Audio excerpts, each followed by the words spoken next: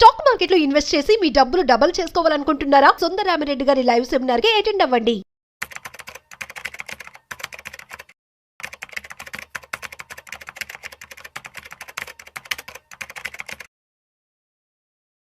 నమస్తే, welcome to Suman TV. నేను విష్ణు. ప్రస్తుతంతో పాటు ప్రముఖ స్టాక్ మార్కెట్ అనలిస్ట్ సుందరరామిరెడ్డి గారు ఉన్నారు. సార్తో మాట్లాడదాం. సార్ నమస్తే. సార్ నమస్తే.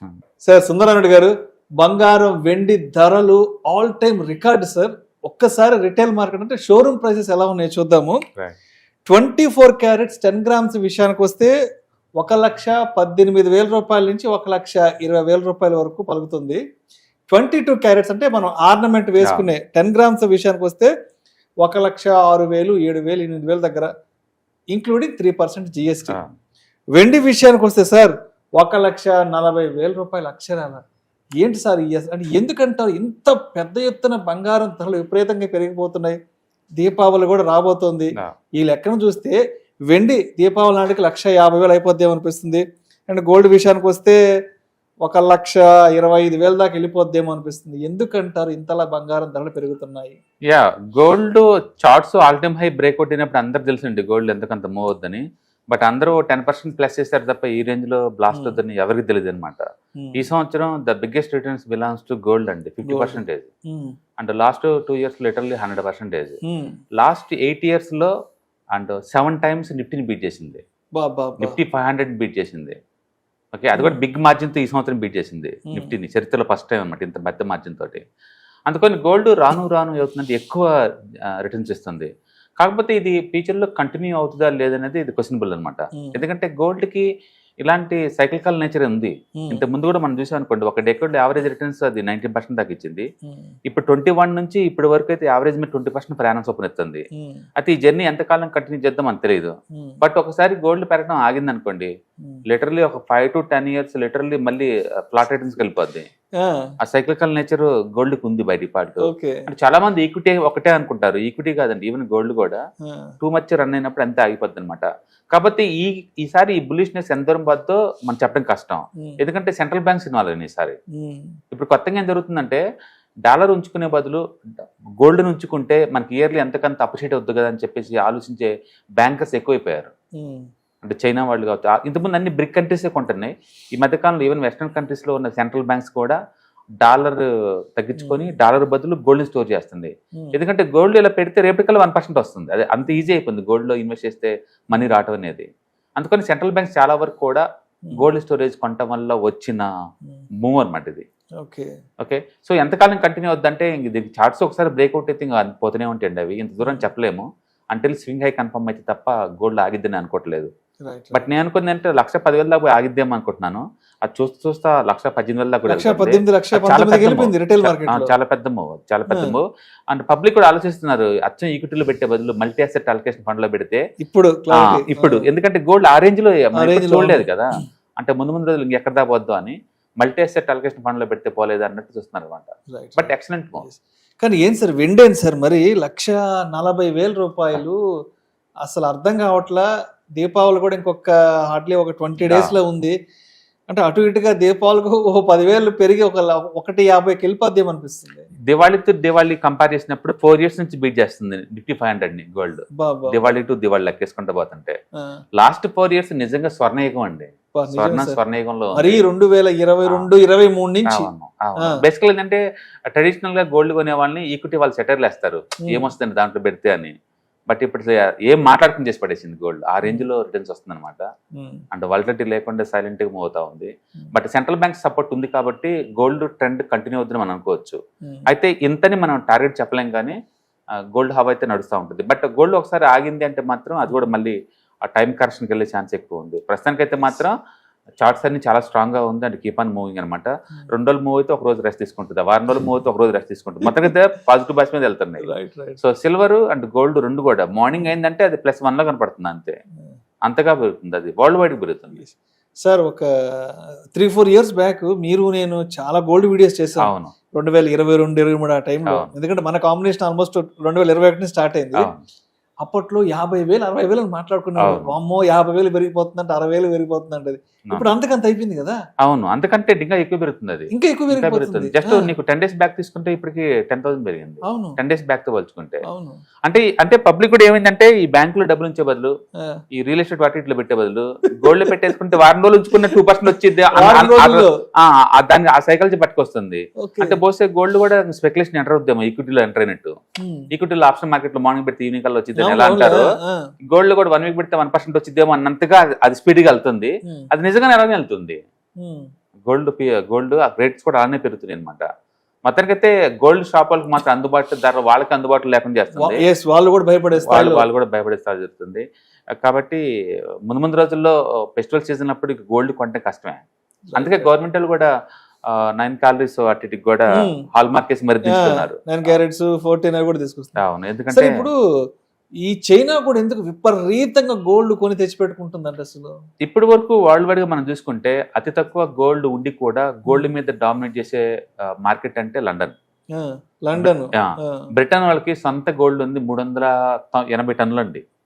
380 టన్నులు అంతే. ఇండియాలో ముత్తూట్ ఫైనాన్స్ దగ్గర లాకర్లో పబ్లిక్ యొక్క గోల్డ్ ఉంది 250 టన్నులు అండి. ఆర్నమెంట్స్ 270 టన్నులు ఇండియాలో ఒక సింగిల్ కంపెనీ లాకర్ లో ఉంది. ఎంటైర్ బ్రిటన్ కి వాళ్ళ ఓన్ గోల్డ్ ఉంది 380 టన్స్ అండి. అలాంటి బ్రిటన్ వరల్డ్ వైడ్ గా గోల్డ్ స్టోరేజ్ మొత్తం అదొక్కటి మెయింటైన్ చేస్తుంది వెల్ స్ట్రాంగ్ గా.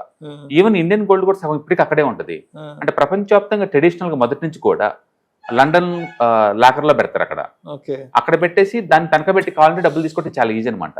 అందుకని ఫైనాన్స్ వాళ్ళు మొత్తం కూడా లండన్ లో గోల్డ్ పెట్టేసి దాన్ని తనఖా పెట్టేసి లివరేజ్ గేమ్ ఆడటం అనేది మొదటి నుంచి జరుగుతుంది. ఇప్పుడు కొత్తగా ఆ మార్కెట్ లోకి చైనా వాళ్ళు ఎంటర్ అవుతున్నారు. ఎందుకంటే చైనా వాళ్ళు వరల్డ్ లోనే బిగ్గెస్ట్ గోల్డ్ మైనర్స్, వాళ్ళు biggest gold importers, biggest gold consumers కూడా వాళ్ళే. అండ్ వాళ్ళు లిటరల్లీ లాస్ట్ 10 years నుంచి ఎవ్రీ ఇయర్ 1000 tons చొప్పున ఇంపోర్ట్ చేసుకుంటూ పోతున్నారు వాళ్ళు. ఈ పాయింట్ ఆఫ్ టైంలో గోల్డ్ బీభత్సంగా కన్జ్యూమ్ చేస్తూ ఇంపోర్ట్ చేసుకుంటున్న కంట్రీ ఏదైనా ఉందంటే అది చైనా వాళ్ళు అనమాట. ఇప్పుడు వాళ్ళు ఏంటంటే గోల్డ్ ఎక్స్చేంజ్ ద్వారా వాళ్ళు కూడా వాళ్ళ దేశంలో గోల్డ్ కొనుక్కోండి ఇక్కడే స్టోర్ చేసుకోమని చెప్పేసి ఆ స్టోరేజ్ ఫెసిలిటీని ఆఫర్ చేస్తున్నారు. అంటే ఏమి లేకుండా లండన్ వాళ్ళే డామినేట్ చేస్తున్నప్పుడు వెస్టర్న్ వరల్డ్ మొత్తాన్ని, మేము గోల్డ్ ఎంత ఇంపోర్ట్ చేసుకుంటాము, ఇంత కన్జ్యూమ్ చేస్తాము, మా దగ్గర ఇంత గోల్డ్ ఉంది కదా, మేము ఎందుకు దాన్ని డెవలప్ చేయకూడదు అని చెప్పేసి అది గోల్డ్ స్టోరేజ్ దానికి ఎంకరేజ్ చేస్తుందన్నమాట. అందుకని వాళ్ళు సోవరింగ్ ఫండ్స్ లాగా పెట్టేసేసి మీకు ఎవరికైనా వేరే కంట్రీస్ కావాలంటే గోల్డ్ కావాలంటే మా కంట్రీలో కొనుక్కోండి మా ఎక్స్చేంజ్ ద్వారా, మా దగ్గర స్టోర్ చేసుకోండి, దానికి కావాల్సిన ఫైనాన్స్ కూడా మేమే ఇస్తాం, దానికి కావాల్సిన డిపాజిట్లో చేసుకోవచ్చు అంటున్నారు. ఒకటి చైనా వాళ్ళు బిగ్గెస్ట్ ట్రేడింగ్ పార్ట్నర్ వరల్డ్లో మెజారిటీ కంట్రీస్కి. ఇప్పుడు ఈవెన్ ఇండియాలో కూడా China is one of the biggest trading partner. Even రేపొద్దున మనం కూడా గోల్డ్ ఎక్కడో కొని ఎక్కడో స్టోర్ చేసే బదులు చైనాలో కొనుక్కొని చైనాలో స్టోర్ చేసుకోవచ్చు. ఎందుకంటే వాళ్ళు బిజినెస్ పార్ట్నర్ కాబట్టి మనకి వాళ్ళు డిఫాల్ట్ అయ్యే ఛాన్స్ లేదు.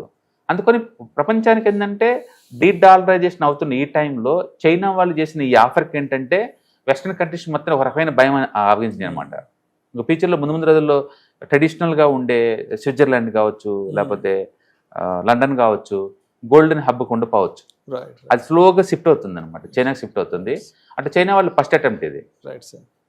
సార్ ఇప్పుడు అదేవిధంగా ఇప్పుడు ఈ లక్షలు పోసి బంగారం వెండి కొనలలో ఉంటారు. అందరూ 1,20,000 1,30,000 వెండి విషయానికి వస్తే 1,50,000 పెట్టి అందరూ ఇన్వెస్ట్ చేయలేరు, కొనలేరు. కాబట్టి ఇటువంటి వారికి వేరే ప్రత్యామ్నాయ మార్గాలు ఏమున్నాయంటారు? అంటే గోల్డ్ ఈటీఎఫ్లు, గోల్డ్ మ్యూచువల్ ఫండ్స్ ఉంటాయి కదా, వాటిల్లో ఎంత ఇన్వెస్ట్ చేయొచ్చు అంటారు? ఎంత రిటర్న్ ఎక్స్పెక్ట్ చేయొచ్చు over a period of time తర్వాత? సో బేసికల్గా పబ్లిక్లో మనం పర్టికులర్ మన ఇన్వెస్ట్మెంట్ కమ్యూనిటీ చూసుకుంటే గోల్డ్లో నిజంగా ఇన్వెస్ట్మెంట్ చేసే పర్సెంటేజ్ 2-3% కూడా ఉండదండి. గోల్డ్ యాజ్ ఎసెట్ క్లాస్ లాగా ఇన్వెస్ట్ చేయరు అసలు ఇండియా వాళ్ళు ఎవరు కూడా. గోల్డ్ కొంటమే తప్ప అమ్మటాలు ఉండదండి, అందుకంత పెరుగుతుంది అది. ఇండియాలో గోల్డ్ కొంటాం ఏదన్నా అవసరమైతే తప్ప అమ్మటాలు ఏమి ఉండదు. అందుకని గోల్డ్ నిజంగా ఇన్వెస్ట్మెంట్ వెహికల్ లాగా చూస్తారా ఇండియన్స్ అంటే అది క్వశ్చన్ మార్కే. ఎందుకంటే పర్మనెంట్ లాగా తీసేసుకుంటారు అంతే, తరతరాలకి ఇచ్చేసుకుంటూ పోతారు కదా, గిఫ్ట్లుగా మళ్ళీ తిరిగి అమ్మటం ఉండదు. అమ్మటాన్ని వాళ్ళ షేమ్ గా ఫీల్ అవుతారు.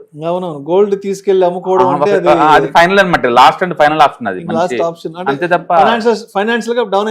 అందుకని గోల్డ్ దారుణంగా డ్రాప్ అయినా లేదా బీభత్సంగా పెరిగినా ఇండియా వాళ్ళు ఎలాంటి రెస్పాండ్ ఉండదు. ఇండియా నుంచి ఎవ్రీ ఇయర్ బై డిఫాల్ట్ వీళ్ళు 700 tons వరకు ఇంపోర్ట్ చేసుకుంటారు. తగ్గితే ఎక్కువ చేసుకుంటారు, పెరిగిన కూడా చేసుకుంటారు. అందుకని గోల్డ్ ఇండియన్ సంబంధించేసి గోల్డ్ ని లేదా సిల్వర్ ని ఇన్వెస్ట్మెంట్ లా చూసేవాళ్ళు చాలా తక్కువ మంది.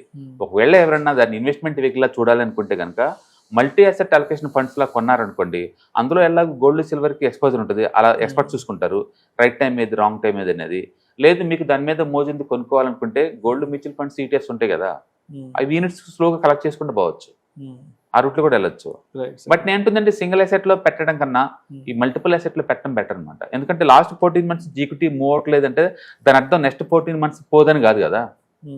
ఎందుకంటే గోల్డ్ ఆల్రెడీ బాగా పెరిగిపోయింది, ఈ టైంలో దాని నుంచి ఇంకా అంత మూవ్ ఎక్స్పెక్ట్ చేయలేవు. మేబీ ఇయర్లీ 10 to 12% ఎక్స్పెక్ట్ చేద్దాం కదా, 50 ఎక్స్పెక్ట్ చేయలేదు డెఫినెట్గా. ఓకే, అది అందుకని నువ్వు మల్టీ అసెట్ అలొకేషన్ ఫండ్కి ఎక్స్పోజ్ అంటే ఇండైరెక్ట్ గోల్డ్కి, సిల్వర్కి, రియల్ ఎస్టేట్కి అన్నిటికీ ఎక్స్పోజ్ అయినట్టు ఉంటుంది.